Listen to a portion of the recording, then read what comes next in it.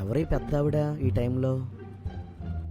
వచ్చేటప్పుడు ఏం ఎదురొచ్చిందో ఏంటో, బస్ పోయింది. ఎక్కడి వరకు వెళ్తారండి? నర్సాపురం వెళ్ళాలి బాబు. బస్సు వెళ్ళిపోయిందంట. ఇంకో బస్సు వస్తుందని ఎదురు చూస్తున్నాను. నేను అటే వెళ్తున్నానండి. ఎక్కండి. అమ్మో, కారులోనా? డబ్బులు ఎక్కువైపోతాయి కదమ్మా.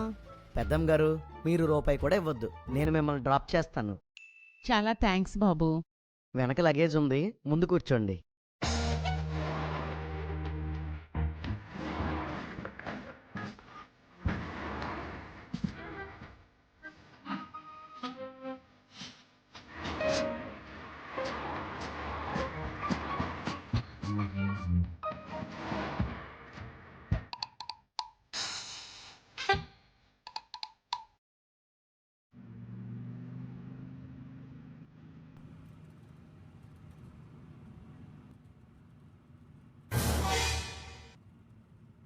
నువ్వు క్రైస్తవుడువా? అవునండి. నువ్వు క్రైస్తవుడు అని తెలిస్తే నీ కారు ఎక్కకపోదును. చా, అనవసరంగా 30 రూపాయలకు కక్కుర్తిపడి ఈ కారు ఎక్కాను. ఏంటి ఇంత సీరియస్గా ఉంది ఈవిడ? ఇప్పుడు ఏమైనా మాట్లాడితే ఇక్కడే కారు దిగిపోయేలా ఉంది. కొంచెం ఆ పుస్తకం లోపల పెట్టు. మీరే తీసి కొంచెం డాష్బోర్డ్లో పెట్టేయండి. ట్రాఫిక్గా ఉంది కదా. నేను ఆ పుస్తకాన్ని ముట్టుకోను. ఒక్క మాట పెద్దమ్మ గారు. నన్ను పెద్దమ్మ అనుకో. సరేనండి, ఒక్క మాట అడగాలి. అడుగు. అది బైబిల్ అంటే మీకెందుకంత అసహ్యం? అది మా మతాచారాలు, సాంప్రదాయాలు, పద్ధతులు మంట కలిపేసింది. అందుకే నాకు అసహ్యం. దాని అట్ట చూడు, నలుపు. నలుపు అంటే ఏంటి? అశుభం. దీని అట్టే అశుభం. జుట్టు నల్లగా ఉంటుంది కదా, కనుగుడ్డు కూడా నల్లగానే ఉంటుంది. ఇవి కూడా అశుభమేనంటారా? మీరు పెట్టుకునే కాటుక, మీ గ్రంథాలలో ప్రింట్ చేసే అక్షరాల రంగు కూడా నలుపే. చెడును నలుపుతో పోలుస్తాం, అంతేకాని నలుపు చెడు కాదు. ఇలాంటి పనికిమాలిన లాజిక్లు చెప్పే కదా మా మతంలో ఉన్న అందరినీ లాక్కుపోతున్నారు.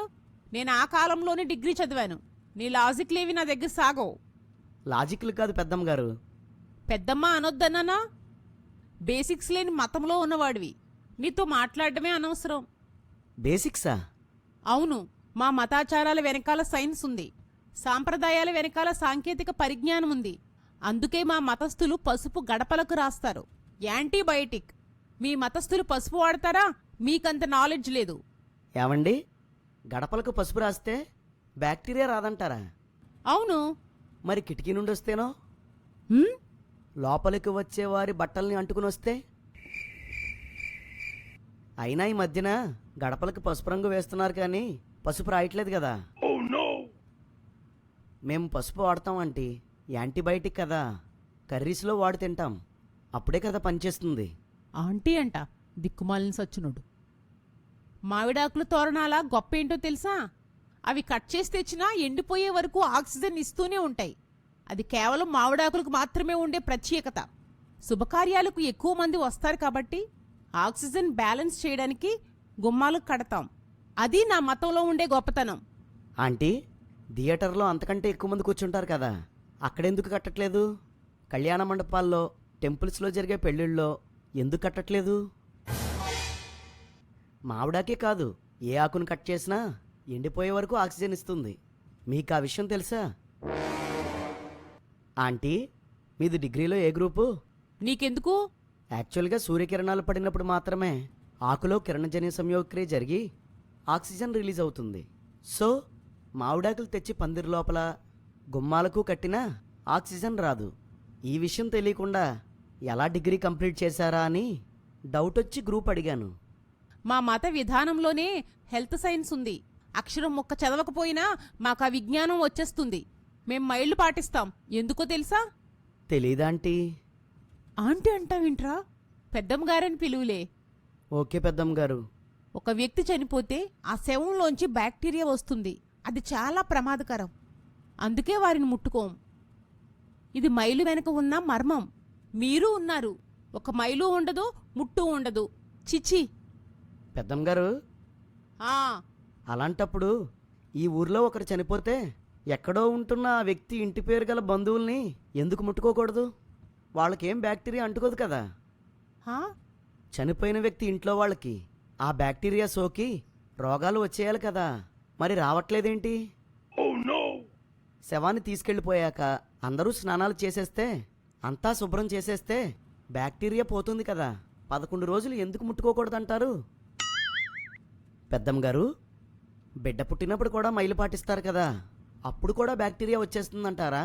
అంటే మర్మం కదా, తెలియక అడుగుతున్నాను. పొగరబోతు, వీడితో మాటలు అనవసరం, సైలెంట్గా ఉండాలి.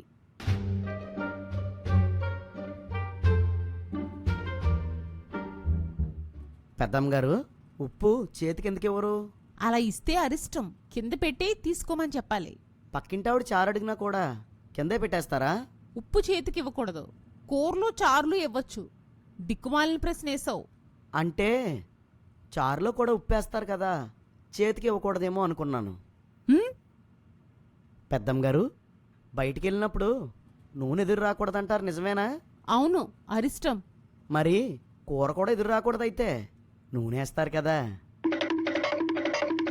రాజుతున్న నిప్పుల కుంపటి కూడా ఎదురు రాకూడదంట కదా. అవును, అరిష్టం. అంటే బైక్స్ కార్స్ కూడా ఎదురు రాకూడదు.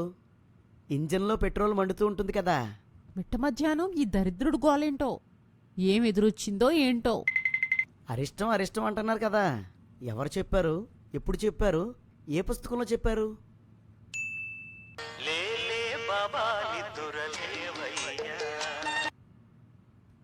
చెప్పమ్మా.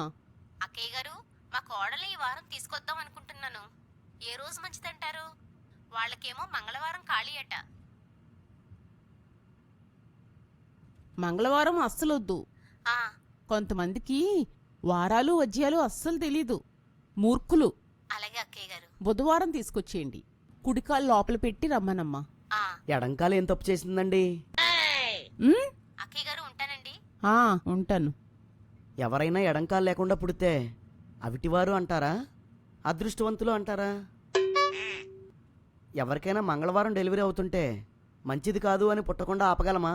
ఎవరైనా మంగళవారం చనిపోతుంటే మంచిది కాదు అని చావకుండా ఆపగలమా? మంగళవారం రోజున తిండి మానం, చదువు మానం, ఉద్యోగం మానం, అన్నీ మామూలే. అందుకే మాలాంటి మూర్ఖులకి ప్రతిరోజు సమానమే. నిజంగా మూర్ఖులే. అందుకే మీ శుభకార్యాల్లో కోళ్లను చంపి తింటారు. ప్రాణాలు తీస్తే గాని ముద్ద దిగదు మీకు. పెద్దమ్మ గారు, ఆకుకూరలకు కూడా ప్రాణం ఉంటుంది. తోటకూరలో గోంగూరలో తినడం కూడా ప్రాణాలు తీయడమే. ఇదంతా కాదయ్యా, స్ట్రైట్ గా పాయింట్కి వస్తున్నాను నేను. మీరు బొట్టెందుకు తీపిస్తున్నారు? భర్త ఉండగానే వెధవ ముండల్లా ఎందుకు తయారు చేస్తున్నారు? బొట్టు లేని ఆడదాని మొహం చూడాలంటేనే అసహ్యంగా ఉంటుంది. చెప్పవయ్యా, ఇందాక నుంచి లాయర్లా లాజిక్లు మాట్లాడావు. ఏ నోరు పడిపోయిందా ఇప్పుడు? లేదండి, ఏ కోణంలో చెప్పాలా అని ఆలోచిస్తున్నాను. ఎన్ని కోణాలున్నాయేంటి? సమాధానం చెప్పడం చేతగాక కవర్ చేస్తున్నావా? అదేం లేదండి, క్రైస్తవులు బొట్టు ఎందుకు పెట్టుకోరు అని చెప్పాలంటే అసలు బొట్టు ఎందుకు పెట్టుకోవాలో చెప్పండి. బొట్టు ఐదో తనానికి గుర్తు, భర్తకి చిహ్నం. అవునా? మరి పెళ్లి కాని వాళ్ళు ఎందుకు పెట్టుకుంటున్నారు? బొట్టుకి భర్తకి సంబంధం ఉంటే పెళ్లి కాని వారు బొట్టు పెట్టుకోకూడదు. ఒకవేళ బొట్టుకి భర్తకి సంబంధం లేదు అంటే భర్త చనిపోయిన వారు బొట్టు తీయకూడదు. ఏమంటారు? బొట్టు రెండు కనుబొమ్మల మధ్య పెట్టుకుంటే కాన్సంట్రేషన్ పెరుగుతుంది. నీకా విషయం తెలుసా? అవునా అండి? ఆ బొట్టు పెట్టుకున్న వాళ్ళకి కనిపించదు కదా. కనిపించదు అంటే కాన్సంట్రేషన్ ఎలా పెరుగుతుంది? ప్రపంచవ్యాప్తంగా చూసుకుంటే బొట్టు పెట్టుకున్న స్త్రీల కన్నా బొట్టు పెట్టుకోని స్త్రీలే విద్య, వైద్యం, రాజకీయాల్లో చాలా చాలా ముందున్నారు. ఎందుకని? ఎందుకంటే మరి చెప్పండి. శరీరంలో కొన్ని చక్రాలుంటాయి. నుదుటి మీద బొట్టు పెట్టుకోవడం వల్ల ఈ చక్రాలన్నీ యాక్టివ్ అయ్యి ఆరోగ్యం వస్తుంది. అందుకే బొట్టు పెట్టుకుంటాం. మీరు చెప్పింది బాగుంది, కానీ ఇటీవల జరిగిన సర్వేలో 100కి 60% స్త్రీలు, 46% పురుషులు అనారోగ్యంతో బాధపడుతున్నట్లు తేలింది. అంటే పురుషుల్లో కన్నా స్త్రీలలోనే ఎక్కువ మంది రోగులవుతున్నారు. ఎందుకంటారు? పెద్దమ్మ గారు, మిమ్మల్ని ఒక ప్రశ్న అడగాలి. భర్త చనిపోతే బొట్టెందుకు తీయాలి? అది మా ధర్మం చెప్పిన విధి. భర్త చనిపోయిన స్త్రీకి బొట్టు మంగళసూత్రం తీసేస్తాం. తనకు భర్త లేడు అనడానికి ఇవి గుర్తులు. ఇలా అడుగుతున్నానని ఏమనుకోకండి. మీకు బాగా దగ్గర బంధువుల్లో ఎవరి భర్త అయినా చనిపోయారా? నా పెద్ద కూతురు భర్త చనిపోయాడు. పెళ్ళై 2 సంవత్సరాలు అయిందంతే. అయ్యో సారీ అండి. బాధపడకండి. బాధపడి ఏం ప్రయోజనం, దాని తలరాతంతే. పెద్దమ్మగారు, ఇందాకటి నుండి బొట్టు ఎందుకు పెట్టుకోవాలో మీరు చెప్తున్నప్పుడు నేను ఏదేదో మాట్లాడి మీరు చెప్పింది తప్పు అనేశాను. క్షమించండి. ఏంటి ఈ ముదనష్టపోడు ఇప్పటి వరకు వేలికేస్తే కాలుకేసి ఇప్పుడు ఇలా మాట్లాడుతున్నాడు? నిజంగా ఈ జాతి తిక్కజాతే. సరే, ఇందాక మీరు చెప్తున్నవన్నీ నిజమని నమ్ముతుంటే కొన్ని డౌట్స్ వస్తున్నాయి. అడగమంటారా? అనుకున్నాను ఏదో ఉందని. అడుగు. బొట్టు తీసేయమంటారు కాబట్టి క్రైస్తవులన్నా బైబిల్ అన్నా మీకు అసహ్యమన్నారు కదా. నిజానికి బైబిల్లో ఎక్కడా బొట్టు పెట్టుకోమని చెప్పలేదు, తీసేయమని చెప్పలేదు. బొట్టు అనే కాన్సెప్ట్ కోసమే ఏమీ రాయబడలేదు. కానీ బొట్టు పెట్టుకోమని చెప్పింది మీ ధర్మమే. భర్త చనిపోతే బొట్టు తీసేయమన్నది మీ ధర్మమే. బొట్టు తీసేయమన్నందుకు అసహించుకోవాలంటే మీరు అసహించుకోవాల్సింది బైబిల్నా మీ ధర్మాన్నా? ఆ పెద్దమ్మగారు, బొట్టు లేని ఆడదాని మొహం చూస్తే అసహ్యం అన్నారు కదా. మరి మీ పెద్ద కూతురు గారు కూడా బొట్టు పెట్టుకోరు. ఆవిడ మొహం కూడా మీకు అసహ్యంగా ఉందా? బొట్టు పెట్టుకుంటే ఏకాగ్రత బాగుంటుంది అనుకుందాం. మరి విధవరాళ్ళకి ఏకాగ్రత వద్దా? బొట్టు పెట్టుకుంటే చక్రాలు యాక్టివ్ అయ్యి ఆరోగ్యం వస్తుంది అన్నారు కదా. మరి విధవరాళ్ళకి ఆరోగ్యం వద్దా? క్రైస్తవులు బొట్టు తీసేసి మీ ధర్మాన్ని వ్యతిరేకిస్తున్నారు అంటున్నారు కదా. మీ ధర్మంలో 10 మంది విధవరాళ్ళకి 2 కూడా బొట్లు తీయడం లేదు.